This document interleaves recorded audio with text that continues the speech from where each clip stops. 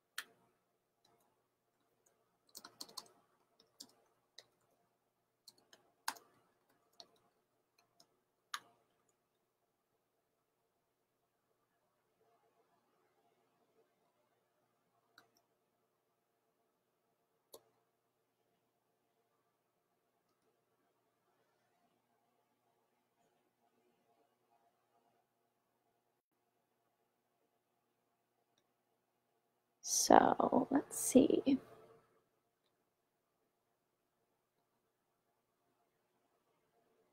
This will just take me a second.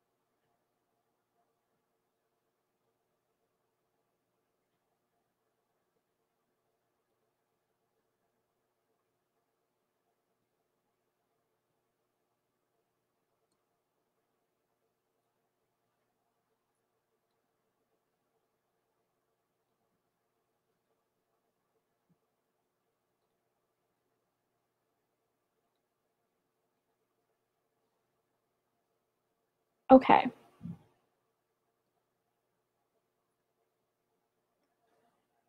Now that that is all done, we can go ahead and get started.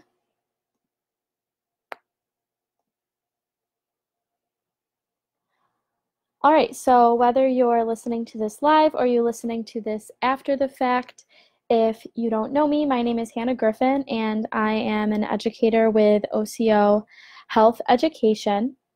And in this Lunch and Learn, I'm going to be going over some basic facts and statistics about teen pregnancy in the US, specifically in regards to the existing disparities in rates of teen pregnancy. So in other words, this is the difference in rates of teen pregnancy between certain populations of people due to certain factors. And I'll be talking about 3 different kinds of disparities, which I'll go over in a moment. Before I get started, I just want to get a couple of housekeeping things out of the way. First of all, the whole reason that we're doing this Lunch and Learn is because it is National Teen Pregnancy Prevention Month, and I think a huge part of getting people to care about teen pregnancy prevention is to understand what exactly that looks like in the US and what that looks like in our country. So that's kind of why we're going over this topic today. As you can see, I am using a PowerPoint, which is a little different than other Facebook Live events you've seen us do. This is because this is a purely educational event, so I thought this was the best format for those purposes. I do apologize. I would have liked to have introduced myself and introduced this topic on camera, but there's not a way for me to switch between the camera and screen sharing the PowerPoint. So I do apologize for that, but that being said, this is still going to be an interactive Lunch and Learn. I'm going to be posting a few polls throughout that I'll ask you to answer and participate in. There is about a 20 to 30 second lag, so I will try to be cognizant of that, but I do apologize ahead of time if I miss a comment or move on too quickly from a question. I will definitely try my best. I have both my laptops open in front of me so I can see everything that's going on. And lastly, I just want to say that all of the information that I talk about today is either from the CDC or the HHS websites, and it is the most up-to-date information that they have available.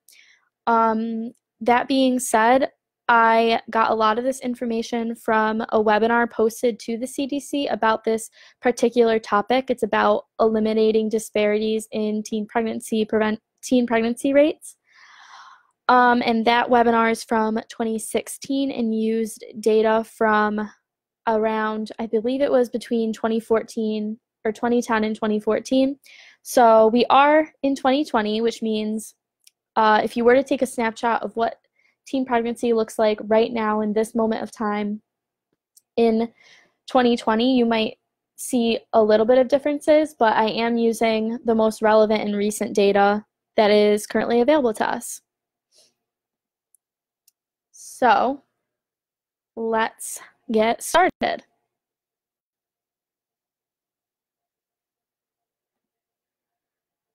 So just to go over what we will be talking about today, I'm going to hope that this isn't too slow because my laptop was being slow when I was testing this out half an hour ago, but I switched to my hotspot, so we should be good, but there might be a little bit of a lag.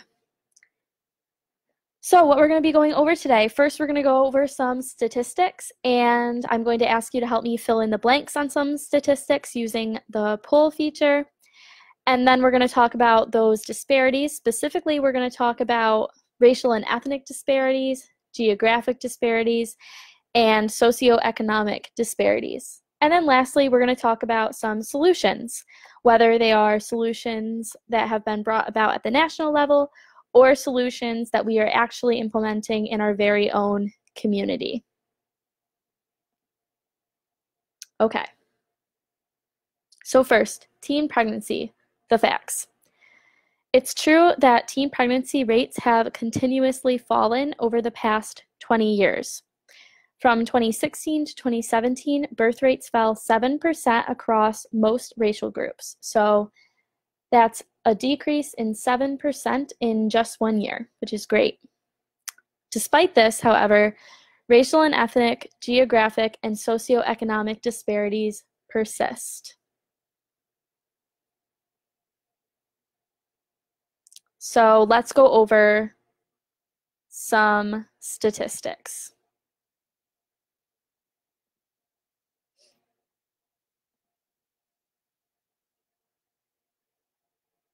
Okay.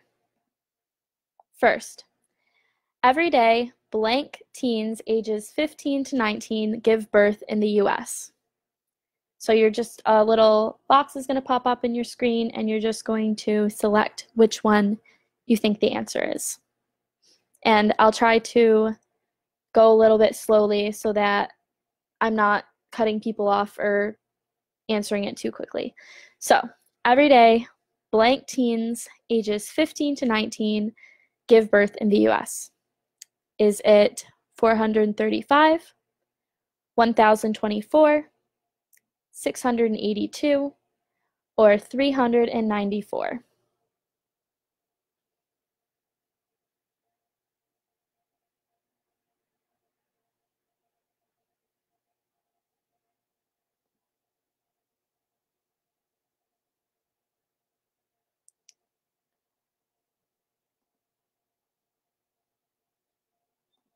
Okay, and the answer to that one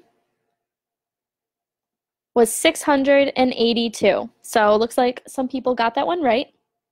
So every day, 682 teenagers give birth in the US. Our next one we have here is 1 in blank teens will become pregnant before the age of 20. So is this one 1 in 10, 1 in 4, 1 in 25, or 1 in 3?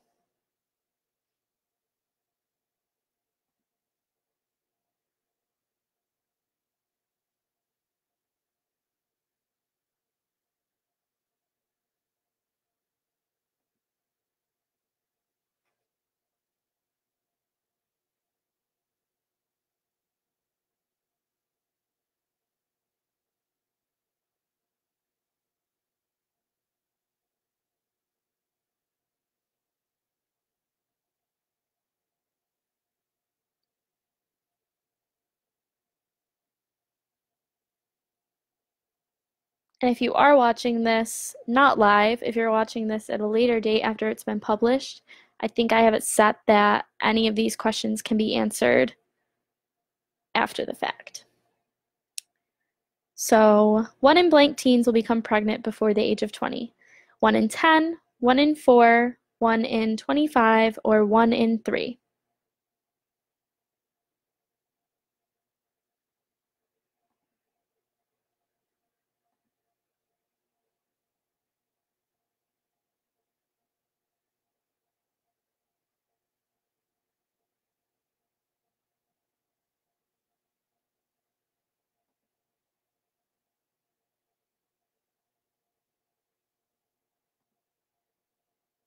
Okay, and the answer to this one is 1 in 4, or 614,000 pregnancies per year.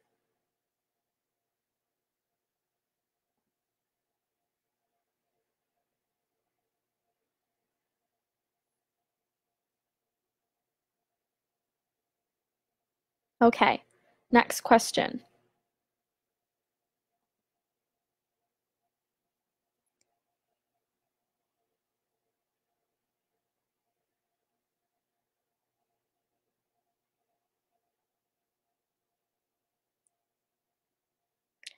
Teen birth rates in the US are blank times higher or lower than other developed countries.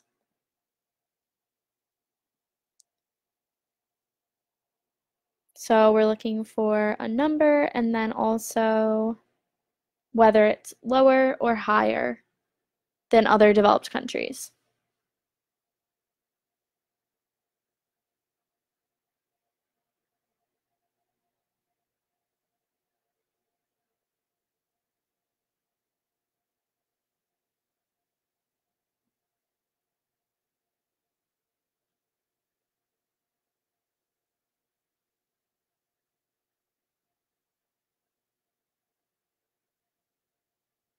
So teen birth rates are blank times higher or lower than other developed countries.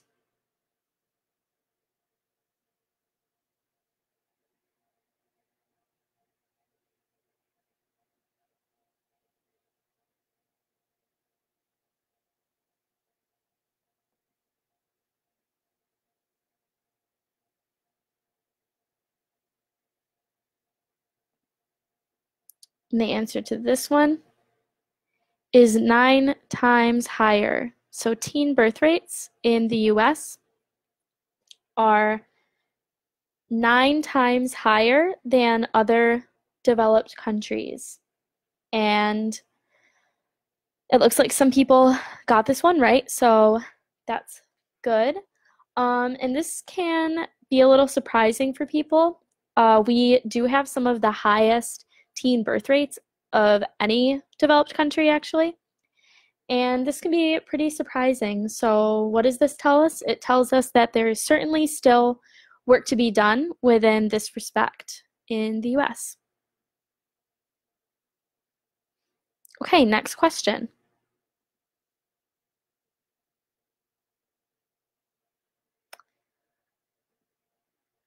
Black and Hispanic teens have birth rates blank as high as white teens.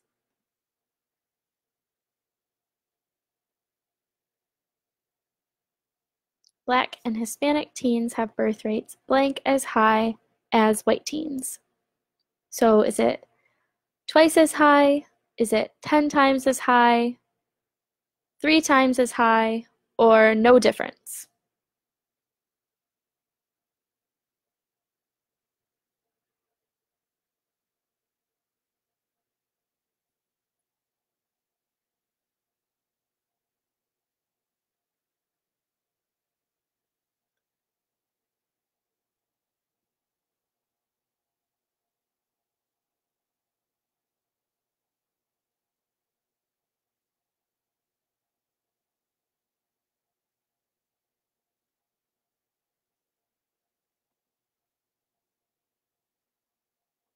Okay, and the answer to this one is twice.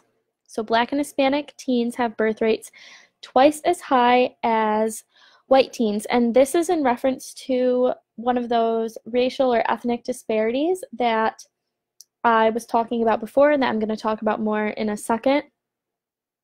So yeah, unfortunately, Black and Hispanic teens do have higher birth rates than white teens. And we will get into that more in just a little bit. Okay, and then last question. New York has a blank birth rate compared to other states. So we're just looking for a general, is it lower or higher compared to other states in the US? So New York State has a blank birth rate compared to other states.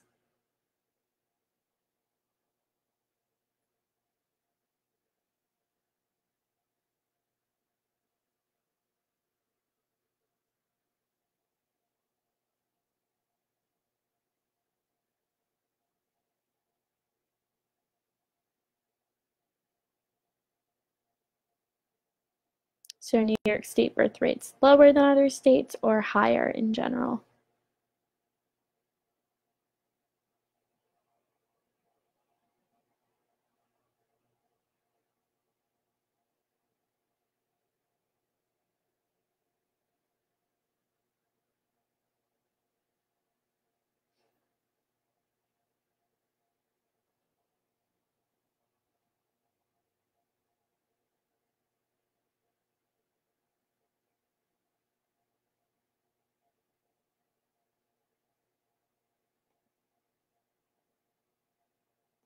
Okay, and yeah, you got that one right.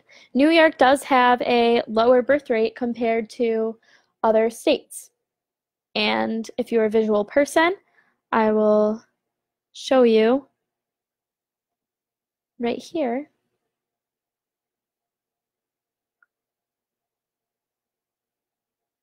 what I mean by that.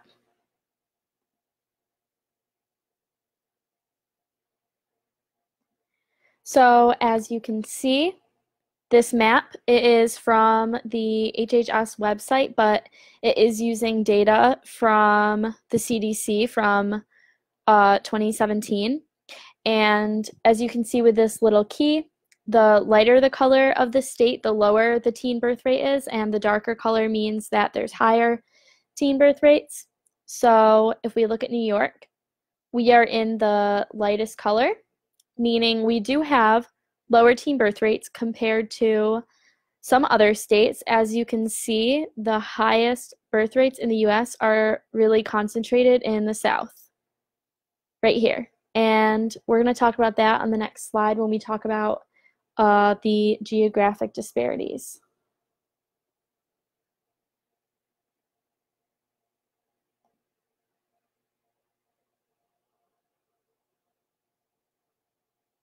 So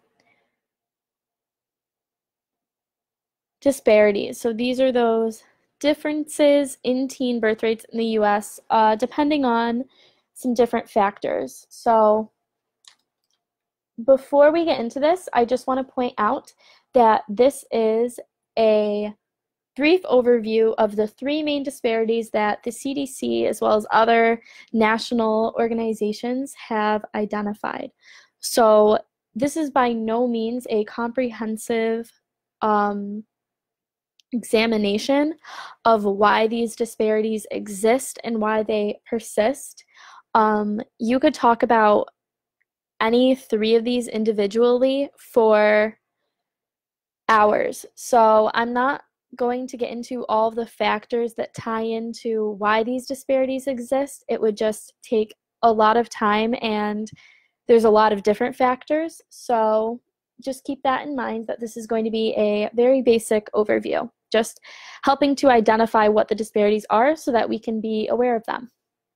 So the first one that we have here are racial and ethnic disparities. So we talked about this a little bit already, that Black and Hispanic teens have higher birth rates than white teens. So while rates have shown a decline across all racial and ethnic groups, these teenagers are still experiencing birth rates twice as high as white teens. Clearly, this is an issue because until birth rates are low for all teenagers, then teen pregnancy will continue to be a major health issue across the United States.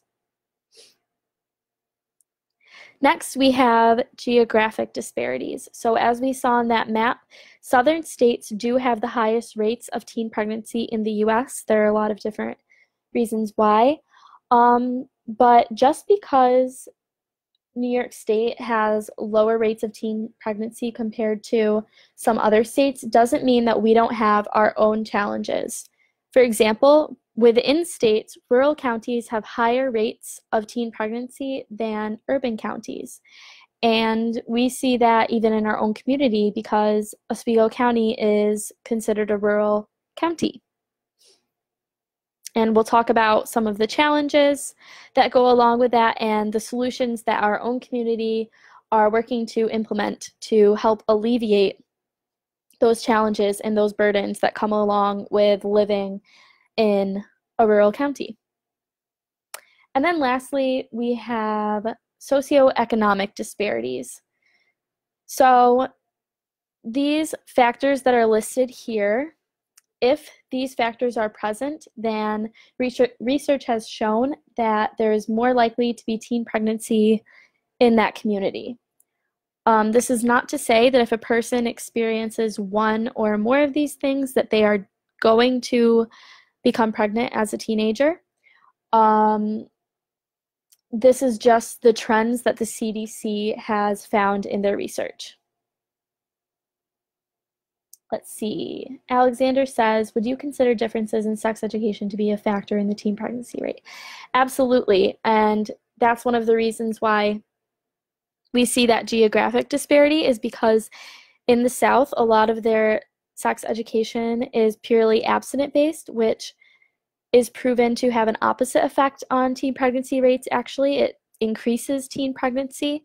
So that's why a more comprehensive and inclusive sex education is proven to lower those rates. That gives teens options and equips them with knowledge to make good choices when they can.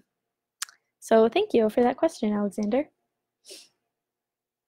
So, right, I was talking about socioeconomic disparities, and these are the socioeconomic factors that are shown to have a trend with higher rates of teen pregnancy. And these include low education and low family income, few opportunities for positive youth involvement, neighborhood racial segregation, and neighborhood crime and safety issues. So these are the three main disparities that currently are a challenge in terms of reducing teen pregnancy rates in the US. It can seem really grim and it can feel really overwhelming, like, okay, we identified these disparities, but what can we do to help alleviate them? What can we do to help reduce these disparities and reduce the teen pregnancy rates across the US overall? So that's why we're going to get into some solutions. So again, all of this information, including this list of possible solutions, all come from the CDC website. And the first one that we have here is collaboration between national organizations and community organizations. So for example, the CDC would be an example of a national organization, and OCO is an example of a community organization. So this is all about each community adapting national solution strategies to their own individual needs. So in other words, there is no one-size-fits-all solution to reducing teen pregnancy rates. If the national organizations identify solutions, then it's up to community organizations to take those solutions, adapt them to fit the needs of the consumers, of the youth in their specific community. And what goes along with this is collaboration within communities. And this brings me to my next point, which is engaging parents, teachers, and community leaders. So, for example, myself, I'm a health educator, meaning I go into high school health classrooms and I teach about pregnancy prevention among a lot of other things. And that wouldn't be possible if we didn't have a good relationship with the teachers in our community. We also work with parents. We have a parent toolkit that we hand out that helps to facilitate conversations between parents and their kids about pregnancy and about birth control and about sex. And then community leaders. This includes Girl Scout troop leaders, Boy Scout troop leaders, youth shelter leaders, religious leaders. So it really takes a village to reduce these rates and to seek a solution. It needs all of these people to work together. And then we have providing evidence-based teen pregnancy prevention programs, or EBIs or EBPs as we call them. These are programs that are based in research that have been proven to reduce teen pregnancy rates in communities. For example, the curriculum that I teach in schools in Oswego County is Be Proud, Be Responsible, which is aimed at older high school age adolescents. And then we also have Making Proud Choices, which is aimed at middle school age adolescents. And both of these programs are literally proven to reduce teen pregnancy rates. And then what goes along with that is providing programs that are culturally relevant. So, for example, implementing a program for Black youth in New York City is probably going to look different from a program that's implemented in a rural, small, predominantly white town in upstate New York, which is probably going to look different than an even more rural town in the Deep South. So making sure that the programs are culturally relevant to the youth that they're serving and that they are teaching. I watched a documentary recently called Let's Talk About Sex, which I will link the documentary in that list of resources that I mentioned I would be sharing.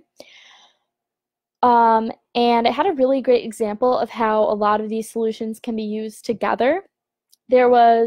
The documentary is from 2009, so it's a little bit dated, and it focused on teen pregnancy in the South. And there was a community that was very religious based. So everyone from the youth to the adults, they were all very involved in the church. And so what they did was they actually got the youth pastor involved in helping to educate the teenagers in that area.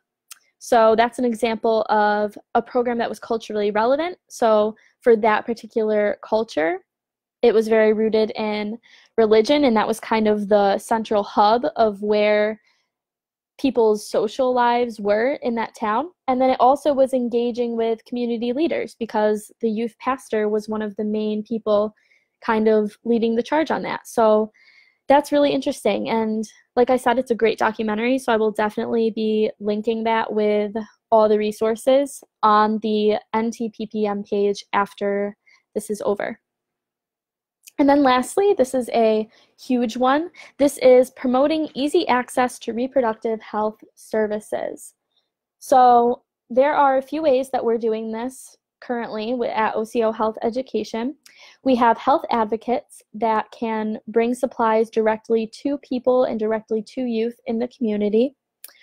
They can bring condoms, dental dams, lube, and also when COVID-19 isn't happening, they can provide transportation to and from the reproductive health centers. And this is a huge one because, as I talked about previously, one of the challenges that we face is living in a rural community. So for some people, transportation is a huge issue.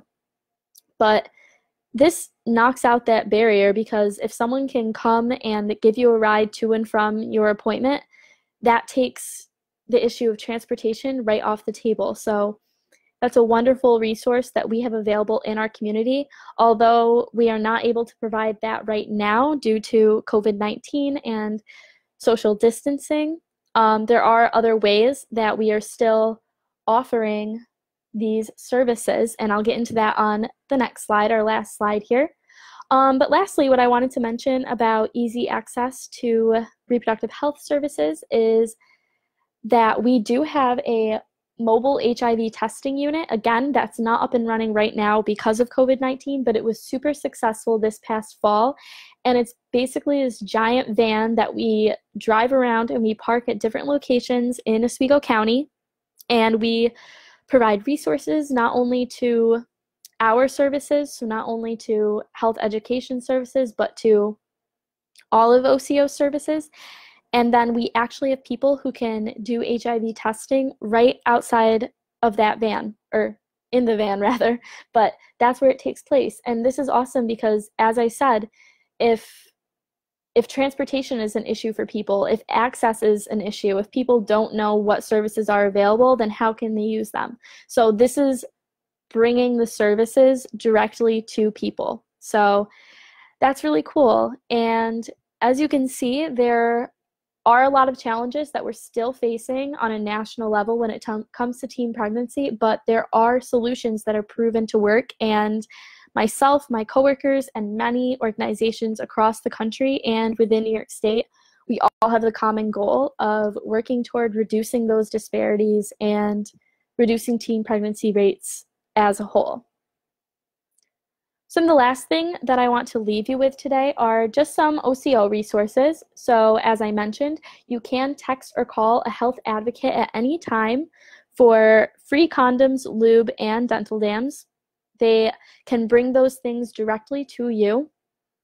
They are doing so in a way that maintains social distancing, so they can drop it right off at your doorstep or in your mailbox. And I have Sav's number right up there on the screen, but it'll take you just a few clicks on any of our Facebook pages to find the numbers for any health advocate. You can also Facebook message any of them. You can Facebook message me. You can Facebook message any of our program pages, and we will put you in contact with someone that can get you those supplies. And then, as I mentioned, while we are not providing transportation to the health centers, we are still providing those services through telemedicine. So the number for the Center for Reproductive Health is right there on the screen. You can either call that first number or you can contact them by texting the second number. And they are still providing services through telemedicine, which is either through video chat right over your phone, or sometimes they can even do it with a phone call. So I highly, highly suggest that you take advantage of these services that are here for you. And the very last thing that I do want to say is that it is still National Teen Pregnancy Prevention Month. We still have a lot of fun activities going on the rest of this week and next week, so make sure that you check out all the events that are posted on our National Teen Pregnancy Prevention Month Facebook page. Make sure you're friending all of us on Facebook so that we can stay in contact and you can stay up to date on what we're doing. And if you liked this Lunch and Learn, let me know. If you were bored out of your mind, let me know that too, if you want to see something different. And if you do want to see a similar kind of presentation using data that's more specific to our area, using some local statistics, let me know, because I can do that as well if that interests you. So thank you so much. Again, these are the sources that I used for this presentation, so the CDC and HHS, and I will be posting links to all of the sources as well as some of our resources here with OCO Health Education, and I'll be posting the link to that documentary after this as well. So thank you so much for participating, and I hope you have a great day. Thank you.